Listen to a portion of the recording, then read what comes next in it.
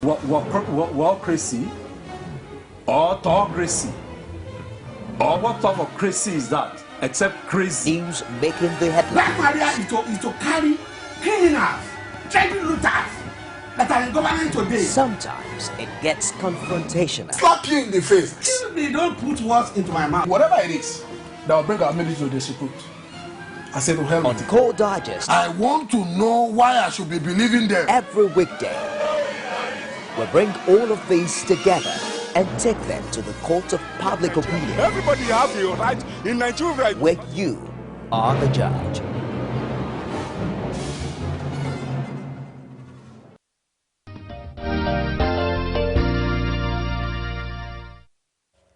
Thank you so much for being there. It's still Core Digest on Core TV News Lagos. And today, as we mentioned earlier, we are discussing the Nigeria-Cameroon relations, the cross-border tactics against Boko Haram. And my guest, Hassan Stan Labo, a retired colonel, is still with me in the studio.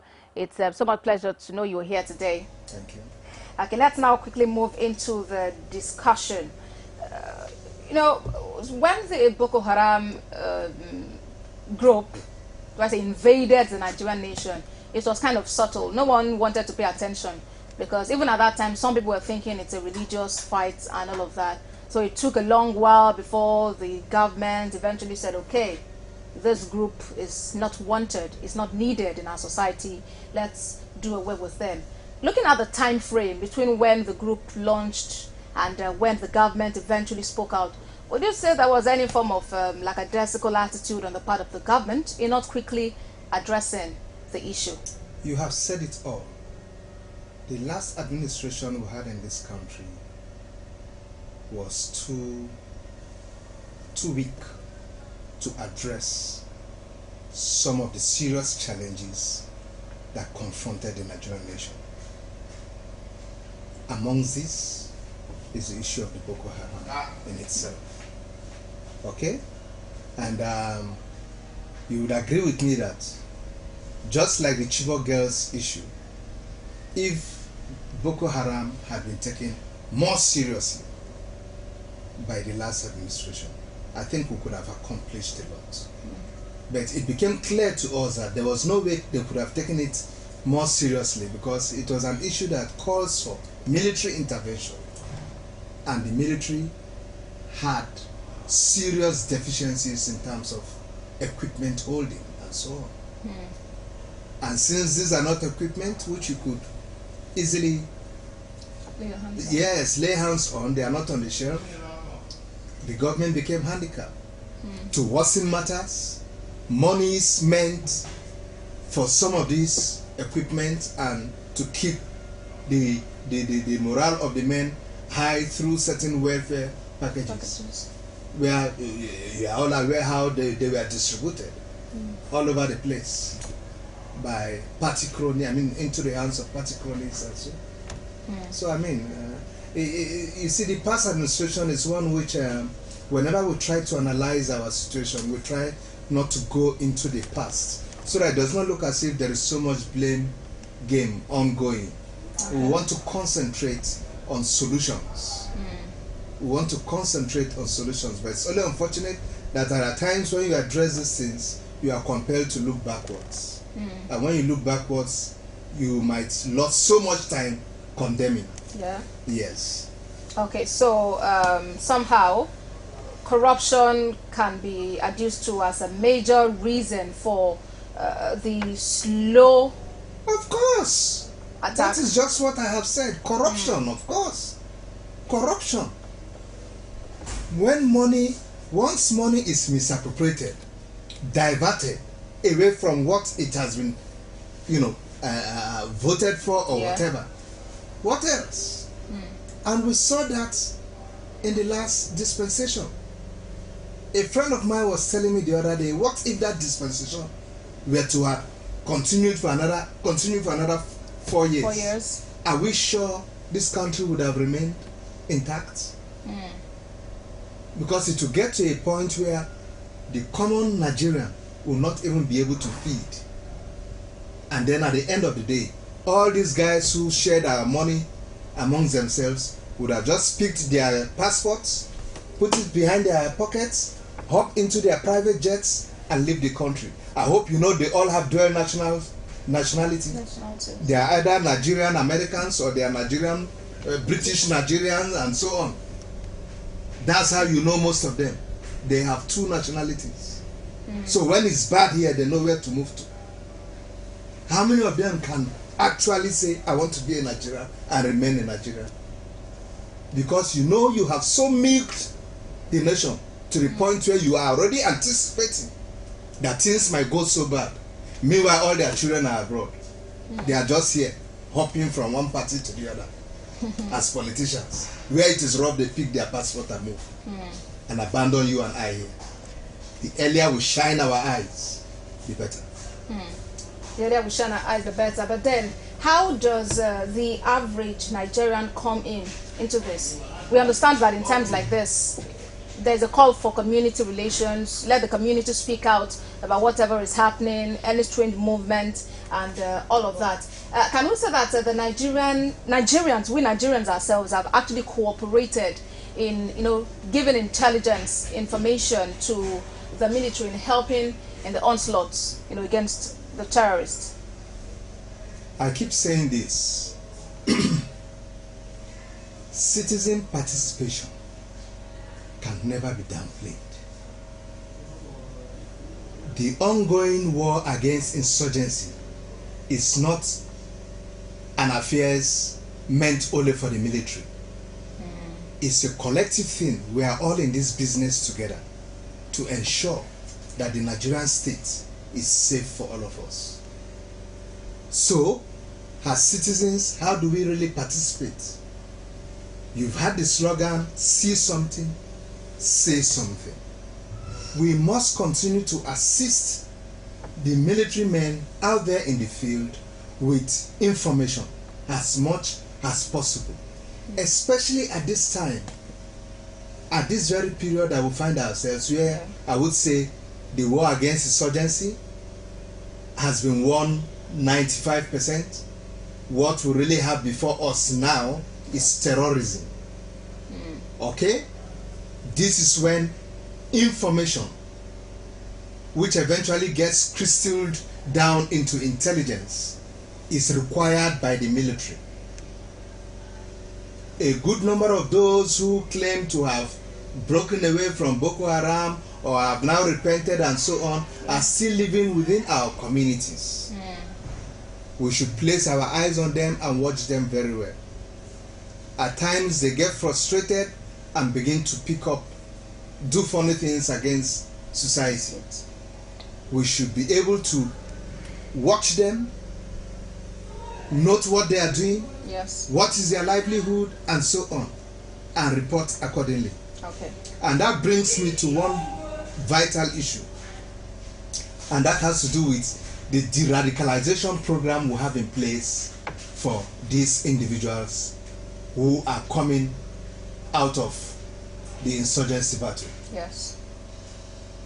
I don't know how rich the rehabilitation component of the de-radicalization program is.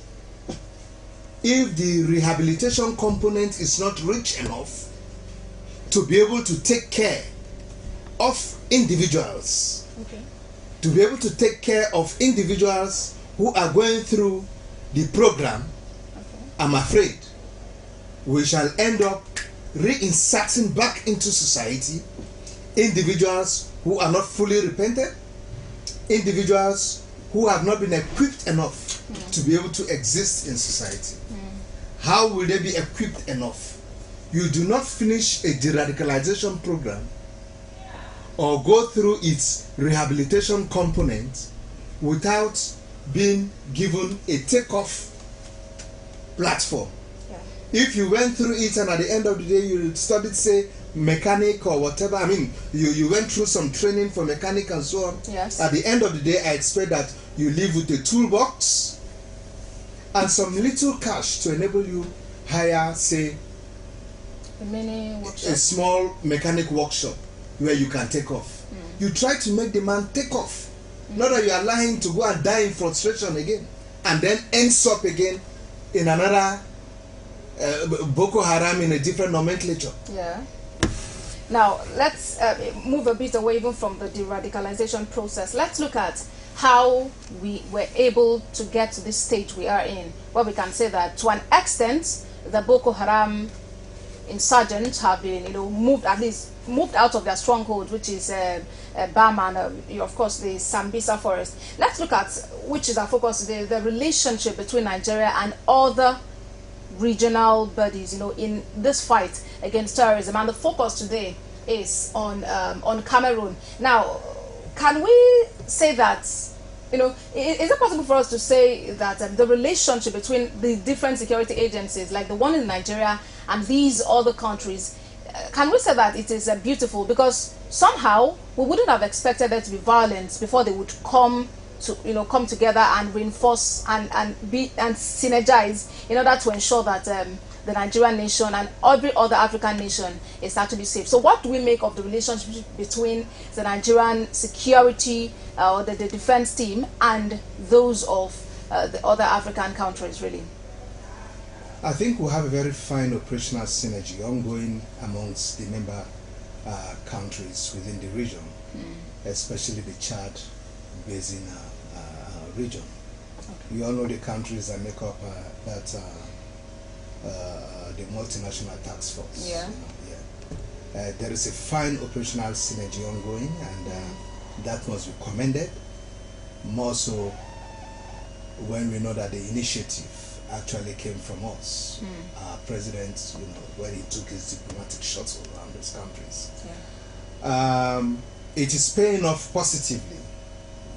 The impact is actually replicating itself in several ways. And let's look at Nigeria-Cameroon, for instance. Yeah. We all know the friction that had existed between both countries in the past. That was a friction that made me spend over 3 years in the Bakassi, And when you have such a past, and there are situations like this, you first of all amend the past. And that is why the exchange of all these visits have been very, very interesting. Both brothers have told themselves, let's keep the past aside and face the present. Let peace again prevail amongst us. Or else, we are barely going to face mutual suicide. And I think it has worked a great deal. Cameroon had started to cooperate adequately, even before these guys started hitting at them too. And to talk about the other nations within the multinational task force, you will agree with me that the way the whole thing is laid out is such that if we go after the insurgents from here and they take to Chad should be able to knock them back. Yes. So they eventually discover they have nowhere to run to. Is it Niger? Niger is ready for that. Is it Cameroon?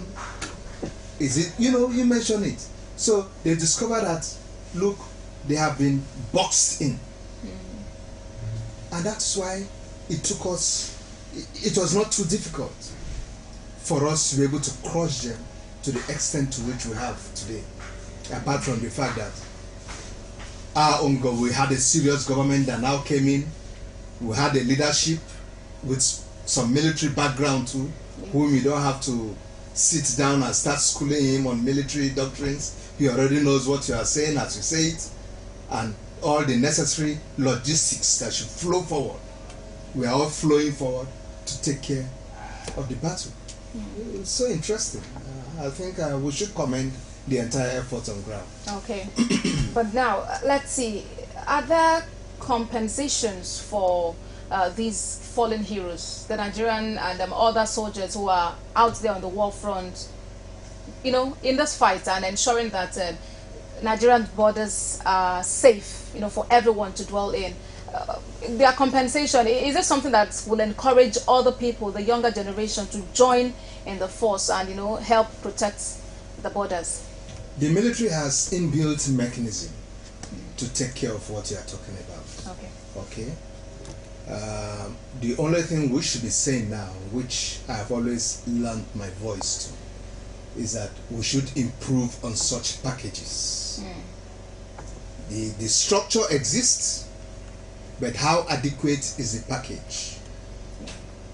That is not something which the army on its own can improve.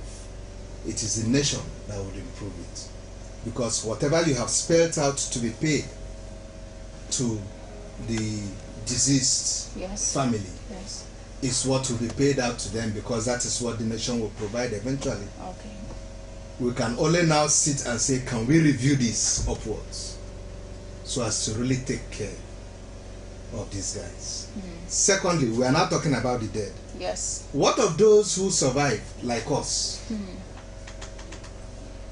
and are out there today with either one injury or one internal problem or the other? How do you take care of them? I know how much I spend on medics for myself. Thank God, at least I can afford it. People who are far lower than me are busy dying. So we must sit down and really look critically into the issues of our veterans who have come out of war situations. You fought in Liberia like I did. You had problems. You fought in Liberia like I did. You had problems. You fought in Bakassi, spent 3.5 years there. You had additional problems. After 35 years, you are retired, now in old age. This is when now those problems begin to ask you questions. Exactly. You all have old parents at home, you know what I'm talking about?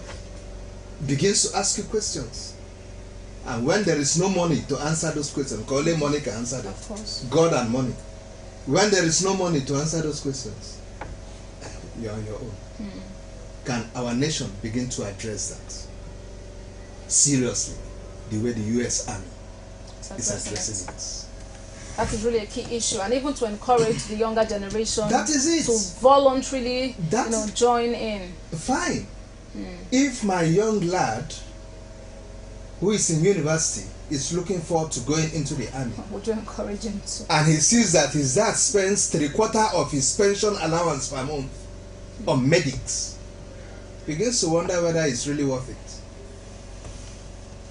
Must I, for instance, if it were to be assumed that I don't have any other thing doing, must I be looking up to my children to sustain me? No, they should live their life, and I should live my life. After all, how much sustenance did I avail my dad before he died? Let's call it spade a spade. So I think I have tried to answer that question by looking at both the deceased soldier and the veterans. Yes. It's not just those who are dead alone. They are dead and gone. We have buried them. We've taken care of certain allowances to their families so that their children can go to school and so on.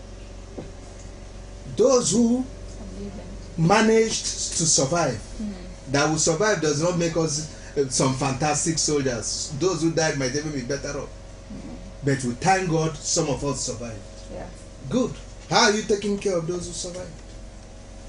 Okay, let's now look at the cost of this relationship between Nigeria and Cameroon.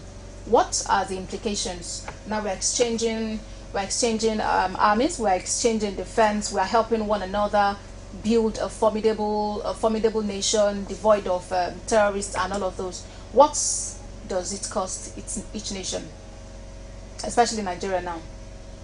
Well, if you want to count the cost, I would say one, smooth relationship between both countries. Secondly, it's availing us opportunities to probably improve on some regional or bilateral relationships we had gone into, and see how we can further improve them to the benefits of both member countries. Yeah. Okay. We could go on counting the costs. There is nothing like peaceful coexistence. There is nothing like that. Okay? What some of us saw during that time, we had very strained relationship. It wasn't too good for us as neighbors. And we thank God we have peace. And that is why at times when some people blame Obasanjo for handing over part of our land, some of us will say, look, if it will give us peace, let's sacrifice it. The only thing we should make sure that those Nigerians don't suffer. If they need to suffer, then we might probably say, look, take the land, let our people move back, shift back into Nigeria and take care of our people. We've got the resources to do it, but we are busy stealing it away. Are we willing to do that? That's the big question. We've got the resources to do it. Yes. But are we doing it? We are busy stealing the resources away into private pockets. That's just it. Okay. Let's now look at sustaining this relationship. We all know that it's not really about starting relationships that matters, but actually about ensuring that it's a smooth sail, between both countries. How do you think that Nigeria can sustain its relationship with Cameroon, especially in this fight against insurgency? And, especially considering the fact that, just as you mentioned earlier, you chase these terrorists out of a part, then they're moving to the other, and so somehow it's like it ends in a particular area, but it's moving to another area. How do we ensure that this relationship is sustained such that if there is any outbreak in any of these other regional countries that are part of the multinational task force, we are able to deal decisively with them, just as everyone contributed to deal with them in Nigeria? We should make sure that our cross-border relations, or cross-border activities, are well monitored on a regular basis.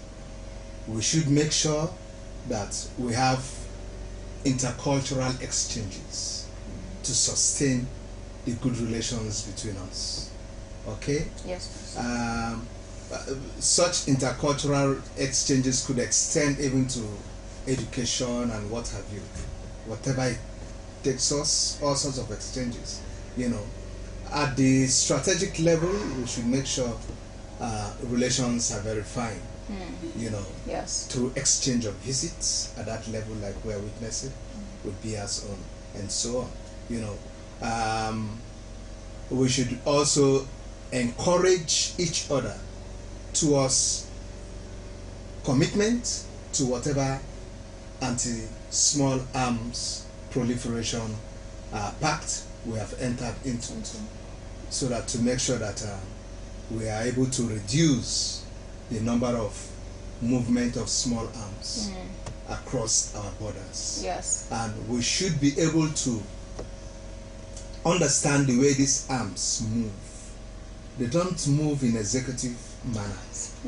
They move in bags of gari, bags of rice, bags of corn, on the backs, placed on the backs of donkeys, in trolleys, and so on. I have served in border areas, so I know what I'm talking about.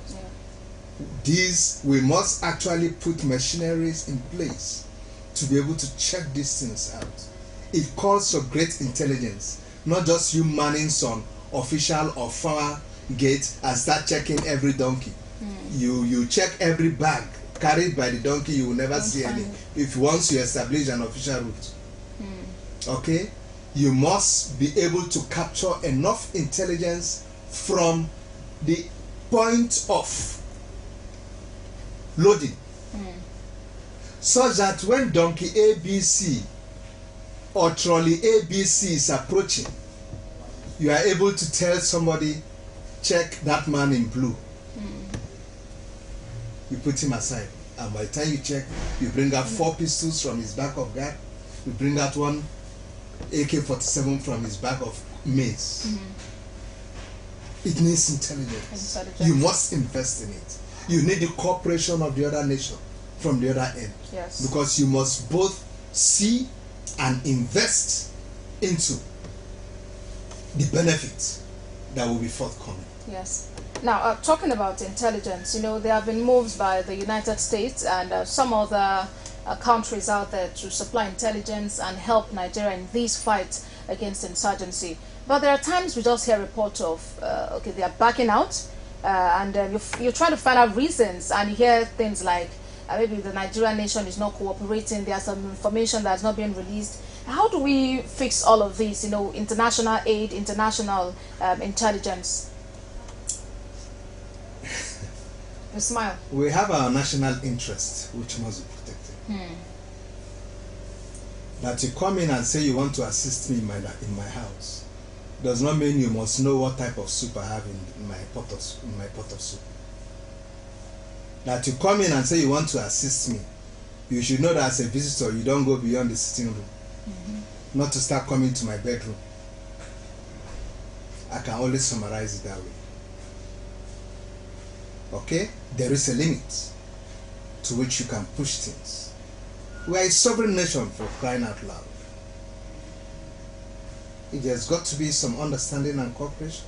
Let's sit, talk about it, come out with limitations and boundaries, and then we go get working. These are my opinion. I'm seeing it from my own perspective. Of course. I want to believe these are some of the problems or challenges that we have. But I think we can work very well with most of these countries. We have trained in their country. We have good working relationship with them and so on. I think we can do it. We can. If both sides are purposeful and committed to achieving it. And there's no plan on dominating the other in the course of providing aid. Yes, of course. If you are providing with aid, please do. If you lay some conditions on your aid, go ahead.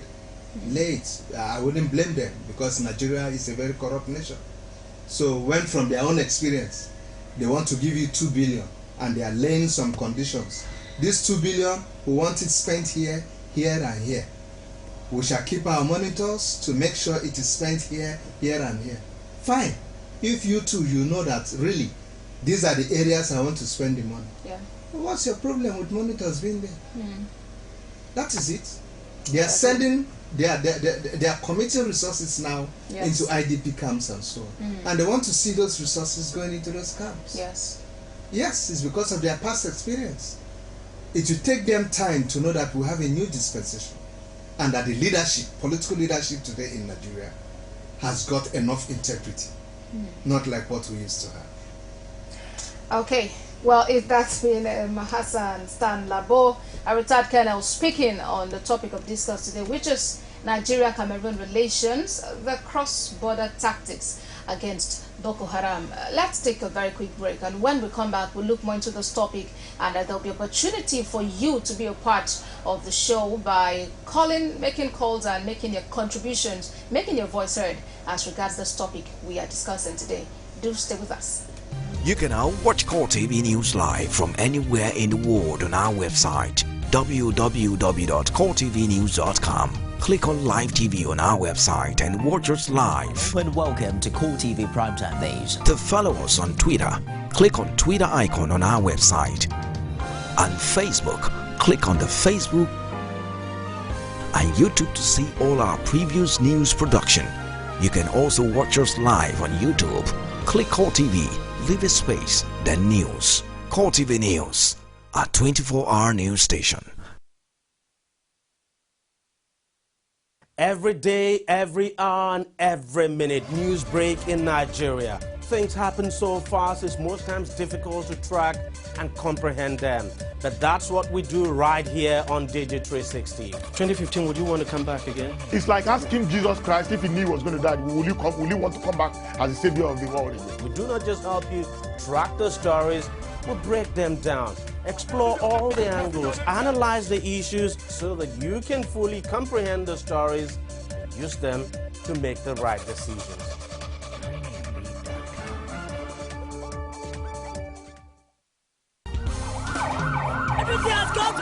Core TV News now live on all Androids. Welcome to Core TV Primetime News. Download Core TV News app from your Play Store. Click on the menu to see all our top stories. from politics, sports, business, foreign news and live TV to watch us live on your mobile. I want to know why I should be believing them. You can also click on video to see all our YouTube videos. Call TV News, a 24-hour news station.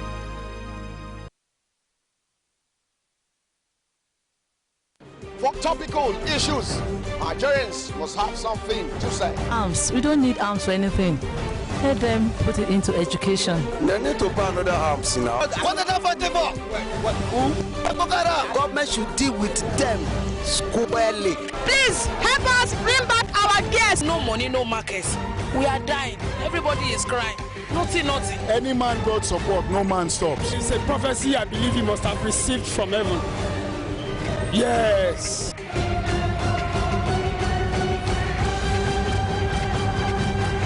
The people giving voice to the voiceless. You can now watch Core TV News live from anywhere in the world on our website www.coretvnews.com. Click on Live TV on our website and watch us live. And welcome to Core TV Primetime Days. To follow us on Twitter, click on Twitter icon on our website. And Facebook, click on the Facebook and YouTube to see all our previous news production. You can also watch us live on YouTube. Click Core TV, leave a space, then News. Core TV News, a 24-hour news station.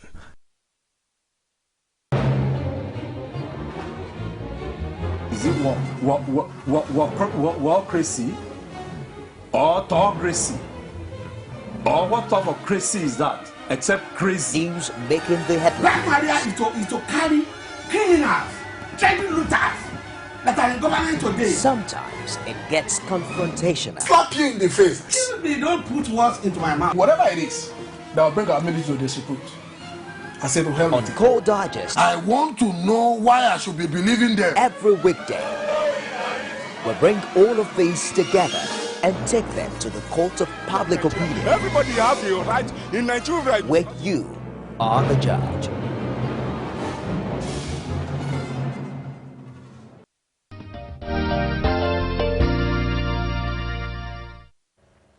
Welcome back. You're still watching Core Digest on Core TV News Lagos, and the topic of discussion today has been Nigeria-Cameroon relations, the cross-border tactics against Boko Haram, and my guest has been retired colonel. He's Hassan Stan Labo. It's a pleasure having you here again. Thank you.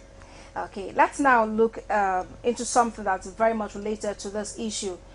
Very recently, herdsmen invaded the Uzawani community, that's in Nimbo local government area of Enugu State, and about 50 persons were pronounced dead. As a matter of fact, the residents came out to say that they are now refugees in their own community. Well, different stories have followed. The northern governors met and they say the Fulani, it's not all herdsmen that are Fulanis, do not demonize herdsmen and all of that. And now there are reprisal attacks like the one we have in Nasarawa yesterday, where about 83 cows were slaughtered. Is this not a resurgence of the Boko Haram in some clan? Because now some really are even saying that this might be a tactic of the Boko Haram, you know, to show up in another light. What do you make of this? I wouldn't want to buy into that, but if it requires some investigation to satisfy those who are strongly held onto such views, fine, there is nothing wrong with it.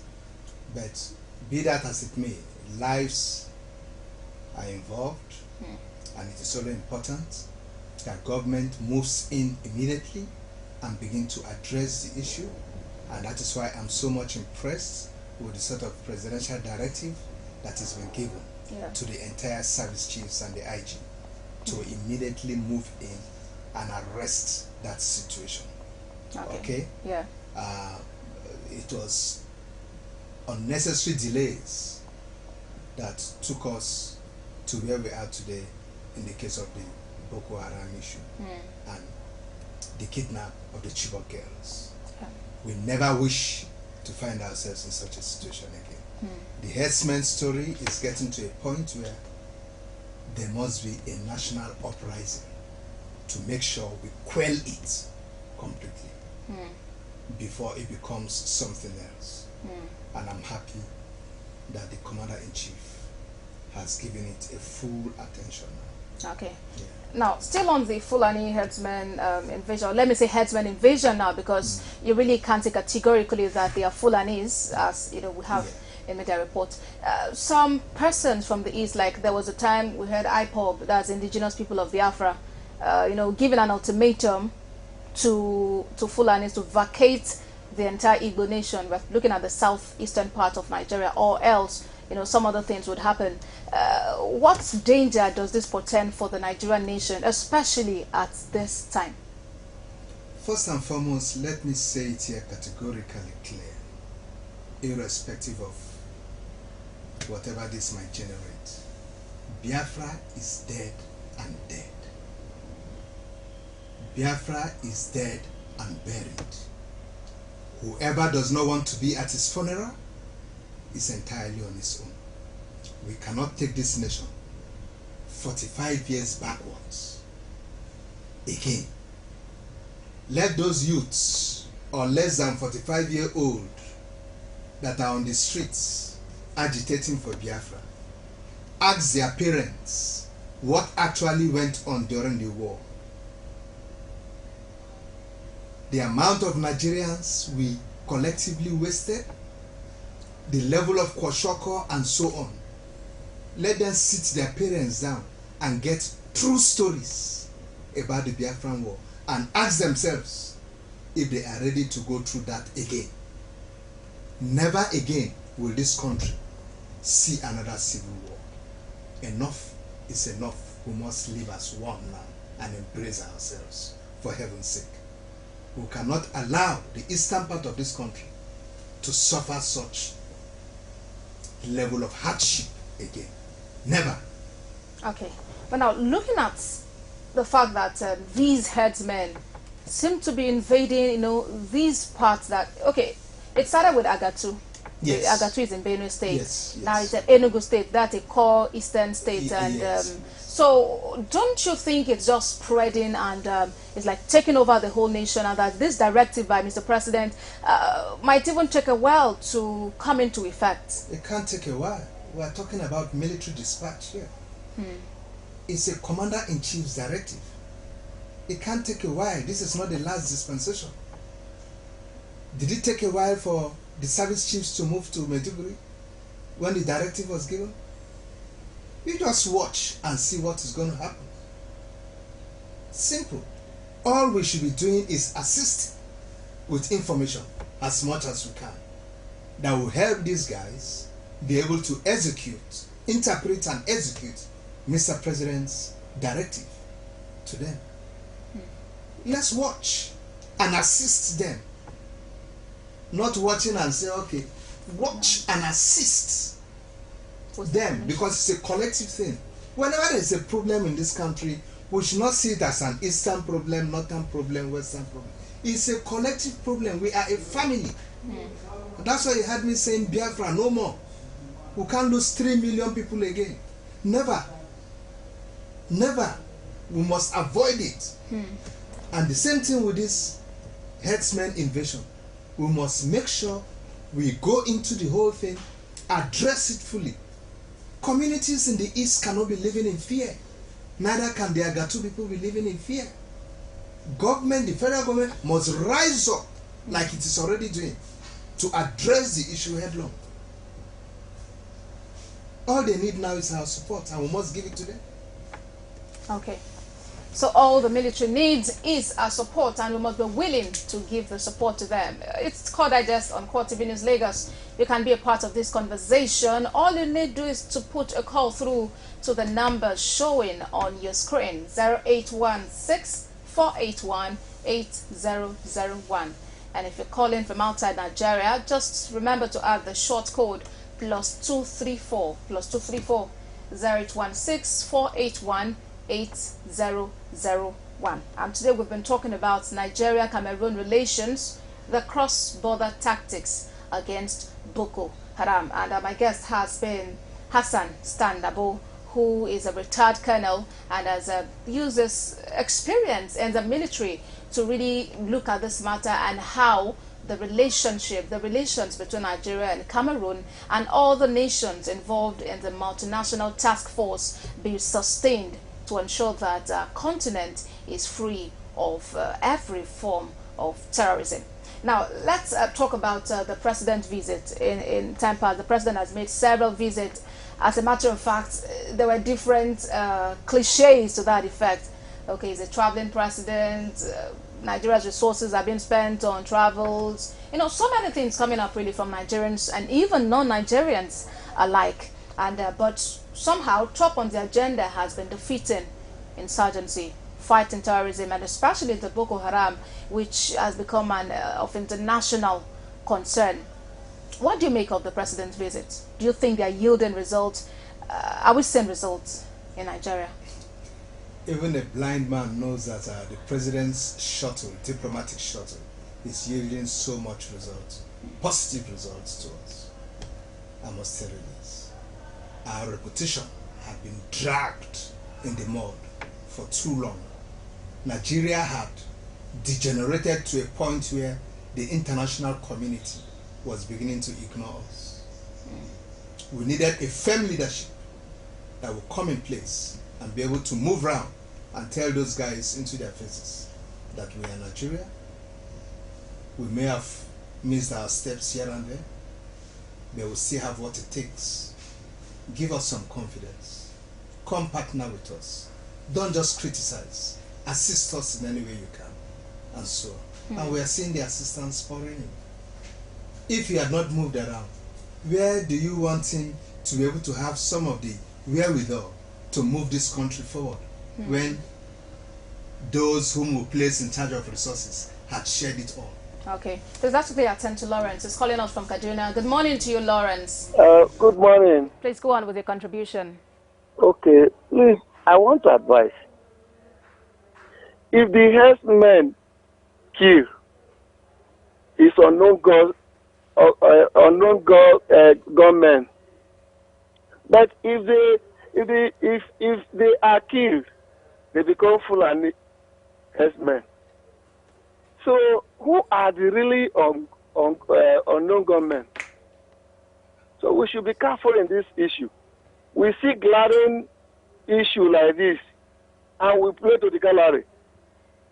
So I think, and another thing of the Biafran issue, if your child, as a father, is crying and pointing to a particular place, I think it's the duty of the father to look at that critical or that particular direction that the child is crying and pointing at. Thank you. Okay, thank you very much, Lawrence. Lawrence, they are giving an advice about the herdsmen invasion in the country. The most recent one was the one in Enugu State, and ahead of the reprisal attacks that was yesterday in Nasarawa State, where about 83 cows were killed. Okay, let's take another break. When we come back, we'll attend to more calls and we'll talk more about the topic, Nigeria-Cameroon relations, the cross-border tactics against Boko Haram. Do stay with us. For topical issues, Nigerians must have something to say. Arms. We don't need arms for anything. Let them put it into education. They need to buy another arms now. What are they fighting for? Who? Boko Haram. Government should deal with them squarely. Please help us bring back our guests. No money, no markets. We are dying. Everybody is crying. Nothing. Any man God support, no man stops. It's a prophecy I believe he must have received from heaven. Yes.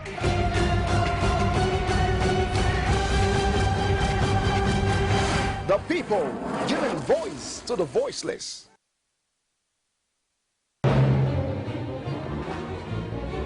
Is it warocracy or autocracy?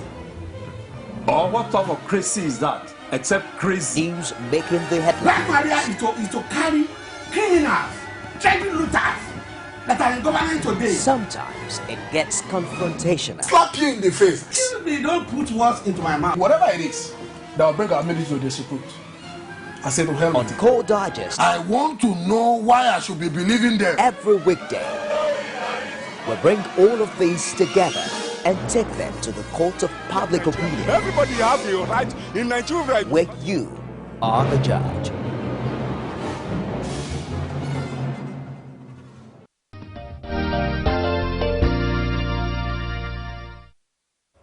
Many thanks for being there. You're still watching Core Digest on Core TV News Lagos. And our focus today has been Nigeria-Cameroon relations, the cross-border tactics against Boko Haram. Retired Colonel Hassan Labo is still here with me in the studios. It's so much, joy to know that we are still seated and that we can still look at this topic together. Okay, so you can please keep your calls coming on 0816-481-8001. And if you're calling from beyond Nigeria, kindly remember to include the short code +234. And please, when you put a call through, try to reduce the volume of your TV set so we can hear each other, one another, really clearly. Okay. Just before the break, we were talking about the herdsmen invasion and the directive of Mr. President that everyone should spring into action, carry out investigations, and ensure that there is no resurgence of the Boko Haram. And, well, of course, and as you mentioned, that it is expected that these persons would, it is the presidential directive, they would spring into quick action and ensure that it's sorted. We have another person calling us now. Good morning to you. Yeah, morning, Ambassador. Good morning.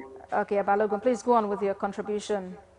All right, I want to appreciate your guest in the studio there is saying the truth, and that is the fact of reality.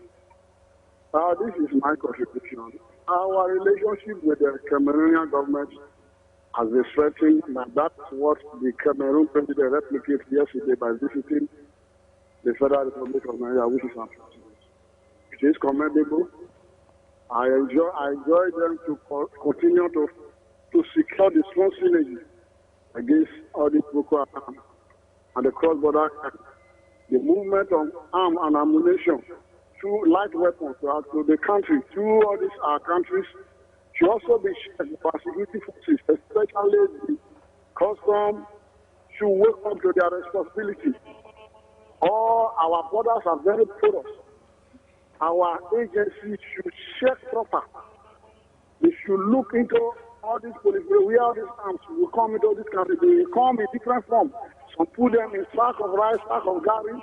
By the time you are looking physical, the things pass through all these things and enter into this country and wreak havoc in our nation. And since our government, the security forces, the joint task, the multinational joint task force are dealing with the Boko Haram, I think the Boko Haram, they are not infiltrating to these Fulani herdsmen, and we also raising up. So I want our president to look inward on these Fulani herdsmen, because something could be happening in the name of herdsmen, and different things they go wrong, because the attacks that are going on, they are being carried out by AK-47, not Gaga. So our president should look inward and investigate proper. If there is an inquiry to be set up to investigate all the killings and places where things are destroyed, so that appropriate measures will be made to foresee or to stop all these things, so that Nigeria should be moving on. We are almost failing. This is the last administration. Okay.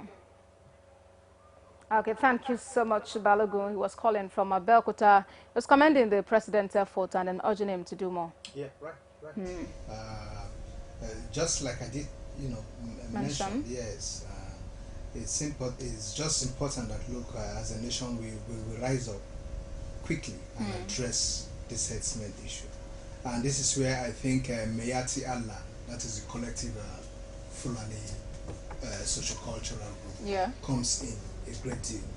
They have a very sound leadership. I've listened to the gentleman several times. I think they should be able to come in and see that their reputation is not dragged to the mud. Yes. They should fish out the bad ones amongst them. Yeah, I remember watching a news report where he really mentioned that the group is working, they would flush out anyone who's misrepresenting the group, because they are willing, to, the relationship they've enjoyed with Nigerians is so beautiful. Yes. And he wants to sustain that. Yes, I agree with you. And that's why I foresee this directive, like I said, being well interpreted. Yeah. It's not just go out there and attack every Fulani man. cooperate with the leadership of the Fulanis to fish out the bad eggs. Yeah. Ask yourself, what are we doing about our pact, anti-small arms proliferation pact, and so on. Synergize with the communities, and all sorts of things. Okay, now let's quickly attend to Kanu. He's calling us from Calabar. Good morning, Kanu. Morning, dear. I'm happy to be connected to you today, and I enjoy your guest. What he's saying is nothing but truth. I think it's high time for all of us to support the president. Even those who are against him, who are my friends, I testify that yes, really they have seen the change. They have seen things coming out. And I think we all should rally down and support the president and support all our leaders who have been elected. The disappointment we have today is just the National Assembly. If we don't have it right now, it will be difficult for us to make it. And with all these challenges that we had this year, I believe that by next year, most of these challenges will be settled. And those who are sitting on the progress of Nigerians, who sit up and say, it's not business as usual. We must get it right now. So I enjoy your program. It's a very nice program. Let's support the president and let's support every other leader who are leading us today. Okay, many thanks. Many thanks, Kano. He called in from Calabar. And of course, he also is calling for support for the president to fight this war to the end. Okay, that's... Okay. Now, let's look at the Nigerian borders and let's see what is happening. Talked about the different strategies that these folks use, in the least expected scenarios, the least expected moves is what they make in moving these arms and all. Because really, there are times you wonder how they get to be in possession of so large, so sophisticated, weapons. Ayo, let me help you. The Nigerian border is one of the most porous border you can ever find in the world. I'm not talking from a distant position. I have been involved. I have walked in the borders, and I know what I'm talking about. Only across the Cameroon border, which of course is on our right, starting from the north, right down to the extreme end, that's the Calabar-Bakassi axis. Okay, please let's just quickly take Bello. Bello is calling from Kaduna. Good morning, Bello. Bello is not calling from Kaduna, he's calling from Nasarawa. Good morning, Nasarawa. I beg your pardon. Please go on with your contribution. So good morning, please. My dear retired Colonel, thank you so very much for really coming out telling us what we are supposed to be doing and what we are supposed to have done. It's very wonderful having people like you in studios telling Nigerians, because it's like majority of us don't seem to understand where we're heading to. We are not even ready to find out where we're heading to. And there are people who are agents of distractions all over the whole place, making sure that you don't even know where you're heading to. That is their duty, that's their work. They go around disseminating information that will distract a lot of people. Fulani Axemen problem. It's a problem that has been there, in fact, that predated even history of Nigeria. We know that. It's unfortunate that we have not been looking at it objectively and with a view to providing last solution. It's unfortunate. By previous governments and so on, administrations, we know that. And all these things is in the knowledge of the military. Up to this war, I know the military is very, very, up to date with all this information. That aside, then the Biafra issue that these youths are parading themselves all over the whole place who really did not know what Biafra was. They don't know. And nobody has sat them down, if possible, play out videos for them to see what war is all about. I don't think they know what it means.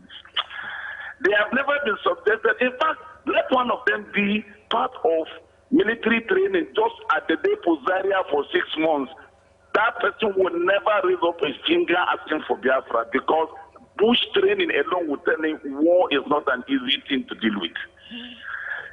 So aside from the loss of millions of Nigerians in that process, now you have a situation in your hands that the government must have to act decisively and deal with it right now, because we have a capable, a very, very credible and strong and, in fact, well-articulated government in place right now.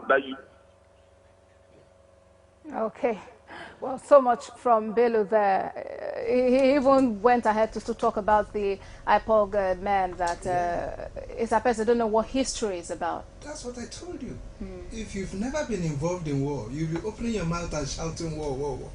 When you see war, you will never call for war. To call for Biafra is to call for war. The guys who are on the streets are less than 45 years. If you calculate back to 1960 when this war started, and so, yes, it gives you about 45 years or thereabout. What do you know about war? That you're on the streets chanting Biafra, Biafra, Biafra. But is it true that they are being marginalized in some areas? Because that if there are issues to be addressed, let us address them as a nation. Nobody is saying there are no issues. No one is saying there are no issues. But if you think the solution is to bring down the house, some of us will tell you we are not yet ready to lose this house. You don't have another house waiting for us. Okay. Let's hear Peter out. He's calling from Jos. Good morning, Peter. Good morning. Okay, please go on. How is it? I've been listening to what you are talking about. When the issue of wrestling was rising everywhere now, I was surprised that a gentleman in the speech has never recalled that no flag has been arrested. In all the terrors they have been caught, nobody has been arrested. It's not a perfect system. It's a planned system. They should look into it. Even Amoroso, at times they will cut some people, but no herdsmen has been arrested and arraigned. All the things they have been doing, we should ask ourselves questions. Is it arranged? It is not arranged. Why is it so? I want to have the response. Okay, thank you so much, Peter, for that contribution. Please keep your calls coming, 0816-4818-001. And if you're calling from beyond Nigeria, please remember to include the short code +234 and then the number. You were talking about the issues being addressed and not calling to bring the roof down, because that is no solution in any way. If you're talking about issues, yes, there are issues.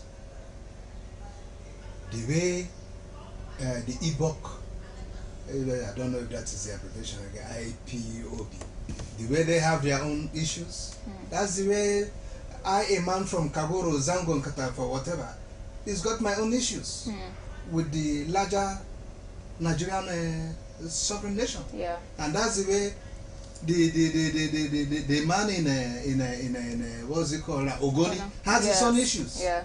That's the way the man in Medjugorje has his own issue. We all have issues.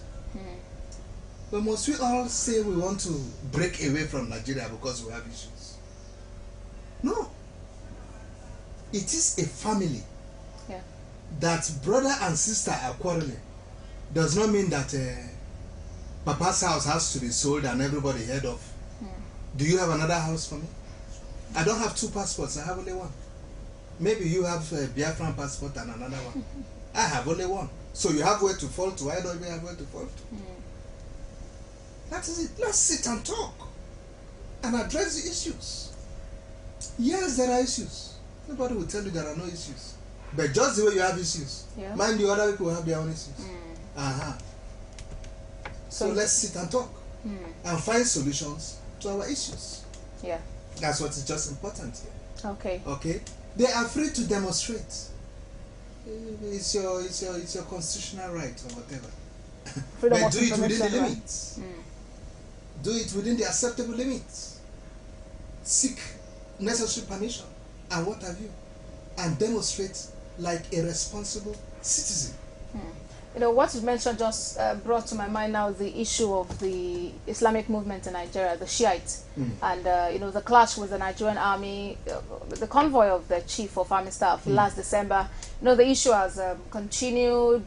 The Commission of Inquiry has been sitting, but several times the group has refused to grant their audience. They are demanding that they must speak with their leader, Sheikh El-Zazaki, before they would appear before the commission, and, you know, different things have actually been happening. And there is another question about this, that don't we just think that this issue too has the capacity, the subtlety of actually degenerating into what we are fighting currently in Nigeria, if not quickly nipped in the bud?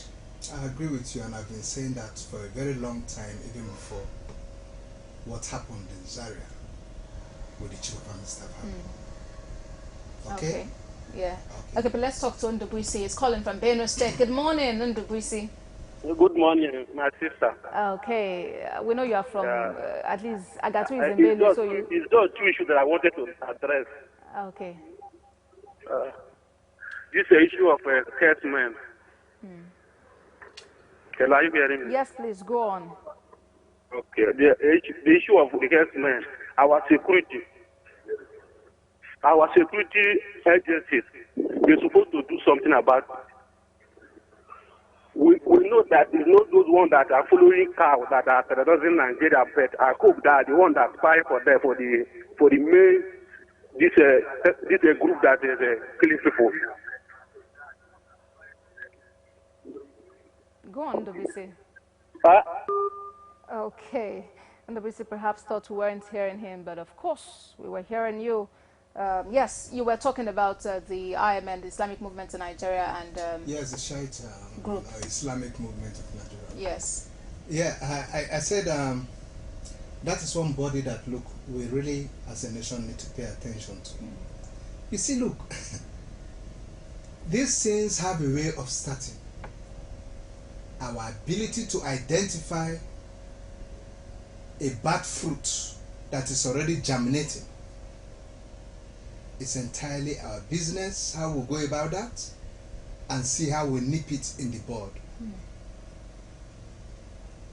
For an organization to make certain parts of a town unpassable, make it completely their entire property, establish their own government within a government, is with that. What permission will even give you your own government within a government?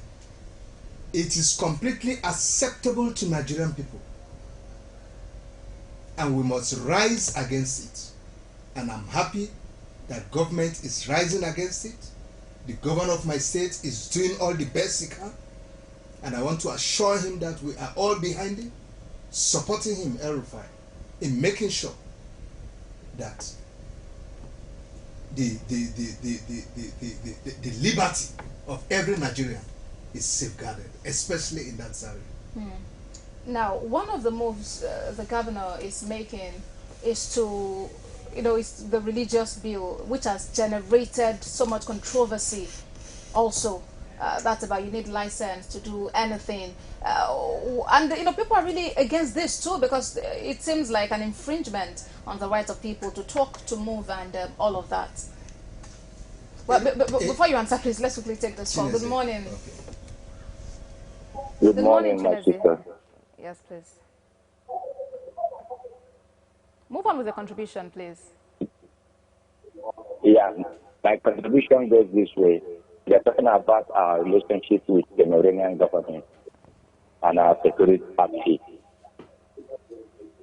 The reason why we are suffering all these security lapses in our country is this.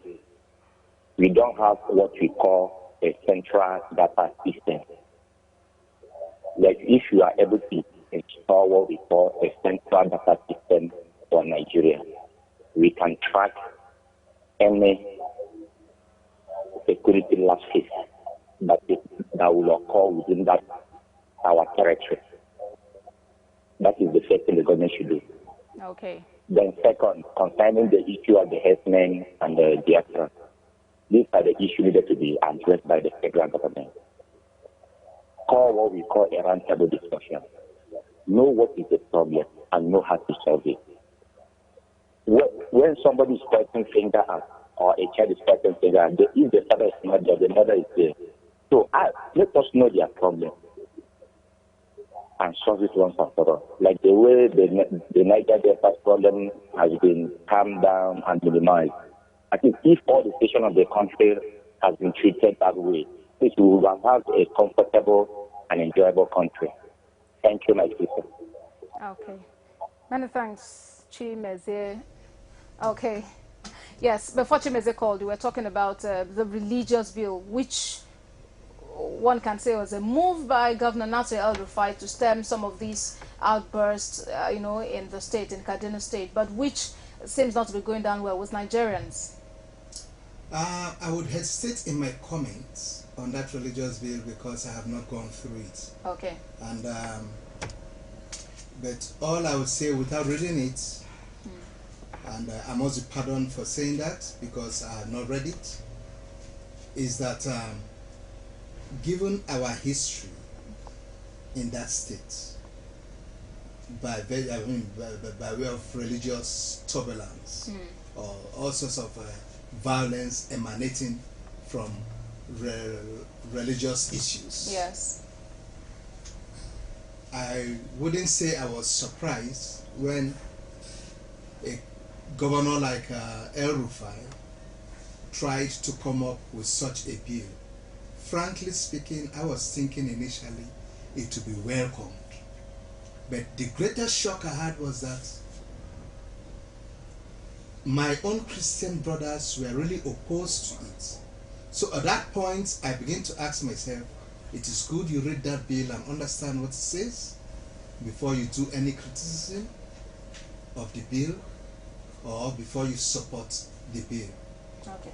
Yes, but on the surface, I thought the time has come to regulate some of these things. Yes, because wrong indoctrination is what brought us to where we are with Boko Haram, what is going on with the Shiites in Zaria, and then the Metesine case in Kanu, and so on. People picking up the Quran and turning it upside down and giving it their own interpretation. Islam is a religion of peace. We should not turn it here into a religion of war. Okay, let's not turn any of our religions into religions of war. We have Shedra calling us from Cotonou. Good morning, Shedra. My sister, good morning. Please let's have your comments. Yeah, actually I've been following your program with all amount of interest. The issue of the healthman, it is a very crucial issue that we must address with all amount of seriousness. Because in those days, when I was in my village, I used to see some headsmen. I don't normally see them with guns. I always see them with their arrows and their knives. But this time around, the headsmen have got me clear by carrying AK-47. So it gives us cause for worry. Then secondly, the issue of Biafra. Let us face the reality. In a country where we call our own, all of us are made to have equal rights.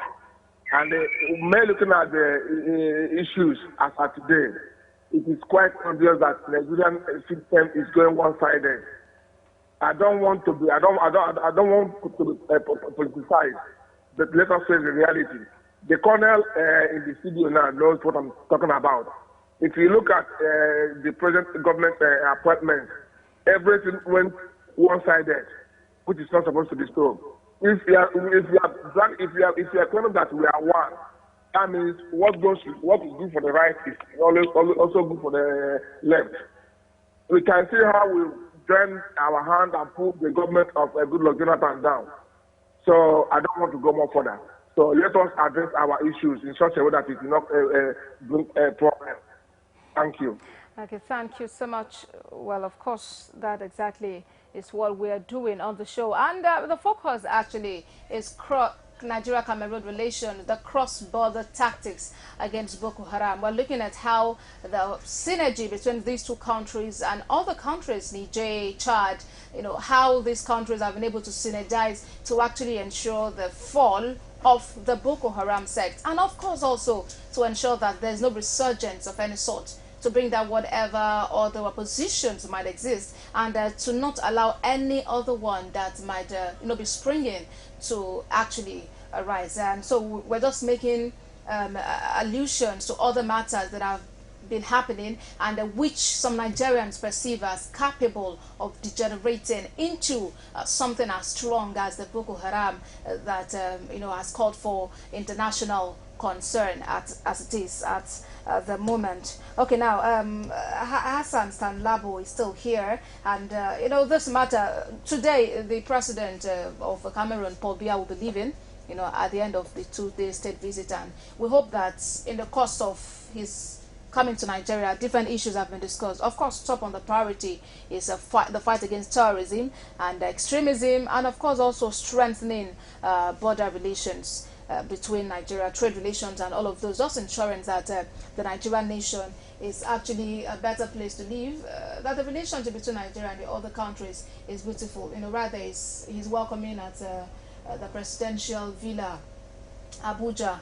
Let's see, you've talked so much about how this relationship can be strengthened and all of that. Is there any other information, any other thing you think people can know, any other advice? You are a retired colonel, you've been in the military, but of course you are still watching out for things that are happening in the military. Any word for those who are still active, anything the government can still do to push further and ensure that this relationship is strengthened? Well, I've talked about, cultural exchanges. I've talked about all forms of military cooperation between both nations, just to ensure that we sustain whatever the good relations that exist between us today, and I would want to propose that once in a while exercises are carried out between both military, the military on from both sides, all to strengthen our ties. Strengthen our ties. Here we have, so we just need to keep working to ensure that our ties are strengthened and we can move on, and we can cooperate and move on as nations of Africa.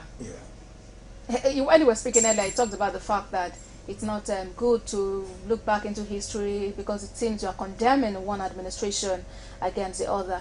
But when you look at all of this, then you begin to say perhaps it's because this gentleman didn't have a background in the military, and maybe just for, and there are different things you even hear.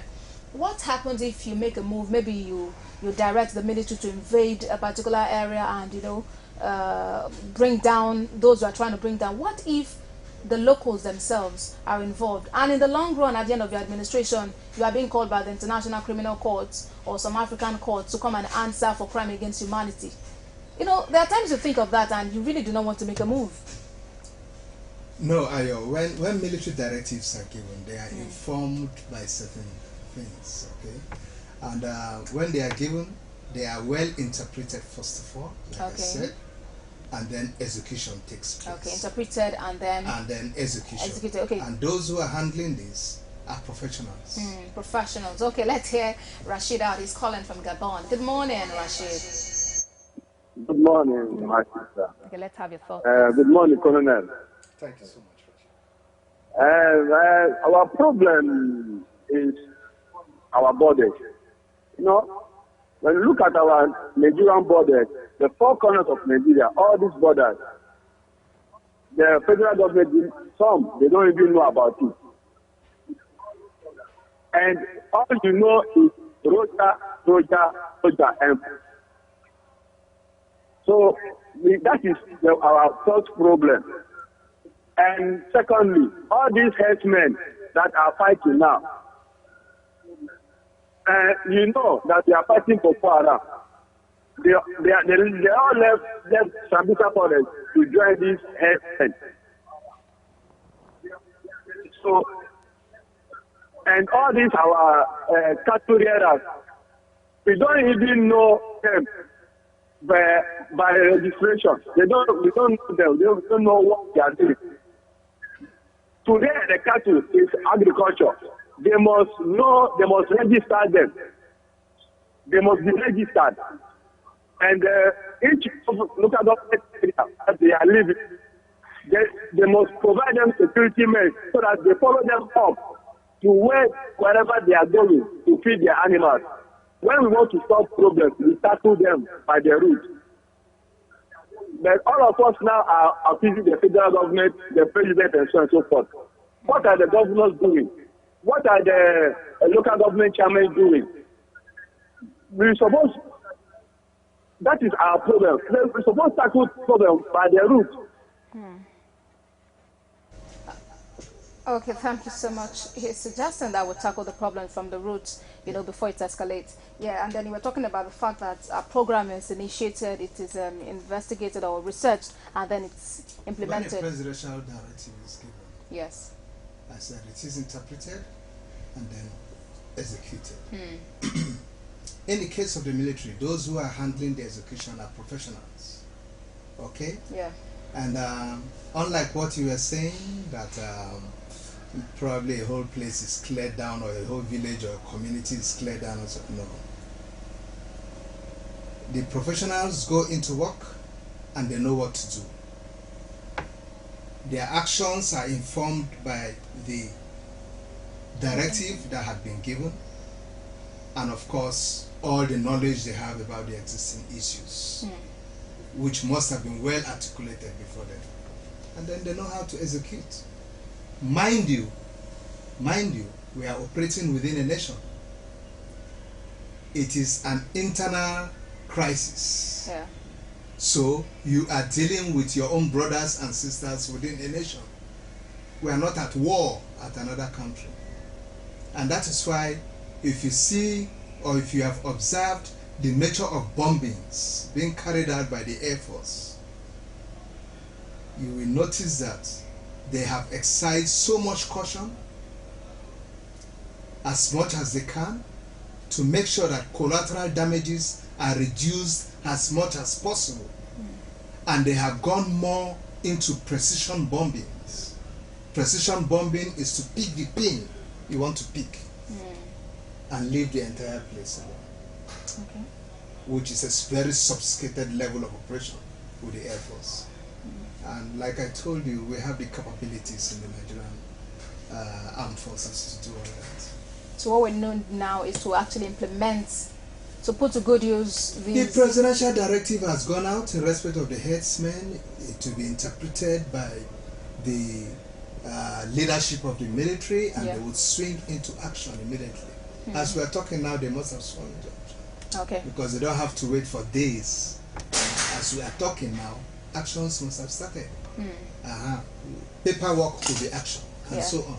But the most important thing is that action has commenced. Okay. Let's support the military and see them do this job for us. Okay. President Paul Biya of Cameroon leaves Nigeria today after his state visit, and we know that in the past, Cameroon has its own fair share of, what broke out in Nigeria, about the Boko Haram insurgents who at several times have invaded the nation and carried out series of attacks. Well, of course, we hope that at the end of this meeting, there are stronger ties, there are stronger relations to ensure that these doesn't resurge again. But now, you've actually also mentioned about how to sustain the relationship between these two countries and ensure that we are able to move on.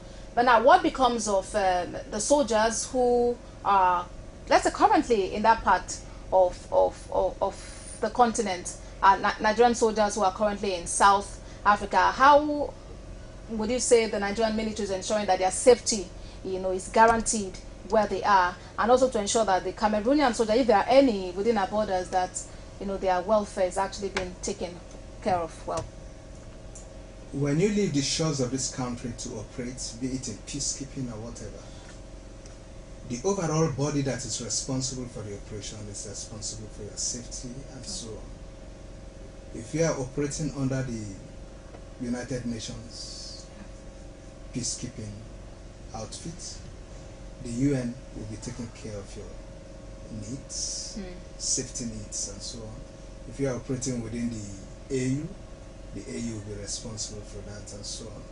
There are troops contributing roles to be played, which your own country would play that, and there are roles that have to be played by the platform on whom you find yourself. Okay, let's quickly take Celestine. Is calling from Cotonou. Celestine will be our last caller today. Good morning, Celestine. Good morning, my sister. God bless. Yes, please move on.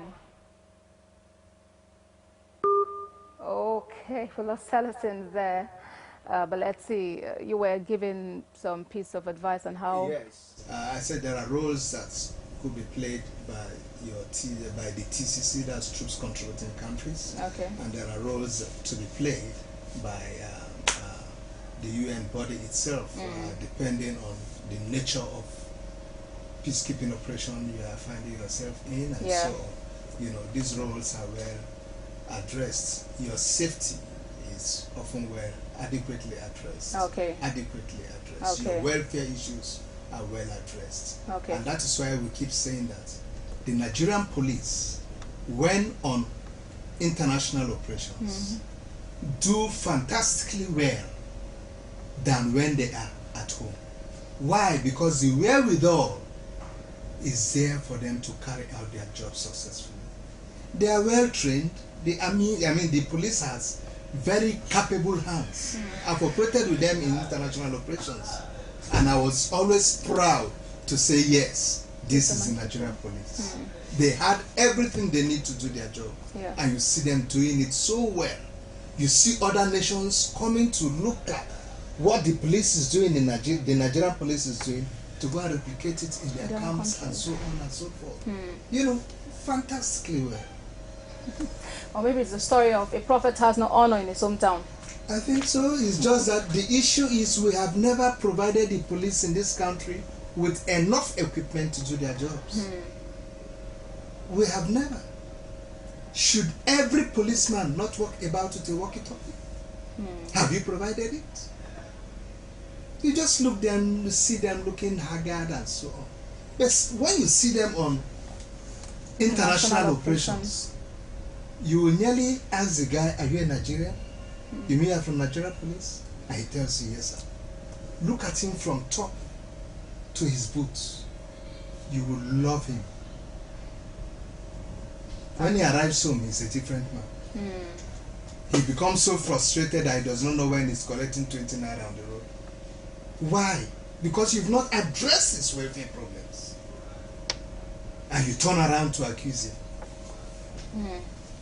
So, as we have all heard today, to sustain these relations between Nigeria and Cameroon, and not just between Nigeria and Cameroon, but actually to sustain the war against insurgency in Nigeria, which goes beyond the Boko Haram fight, we all must be united. Give intelligence report as soon as we have it. We will all must be united to ensure that the Nigerian nation is a safe place to live in. And anywhere at all we find ourselves in the world, we must be good ambassadors representing the nation in the best form possible. I must sincerely thank my guest today, Hassan Stan Labo, for being here on the program. We hope to see you some other time very soon. Thanks so much. Okay, of course, it's been so much pleasure having you, being a part of Core Digest today. Join us same time tomorrow, that's 9 a.m. as we bring you another steamy edition of the program. I am Abosede Omowi, and my prayer continues to be that God bless Nigeria.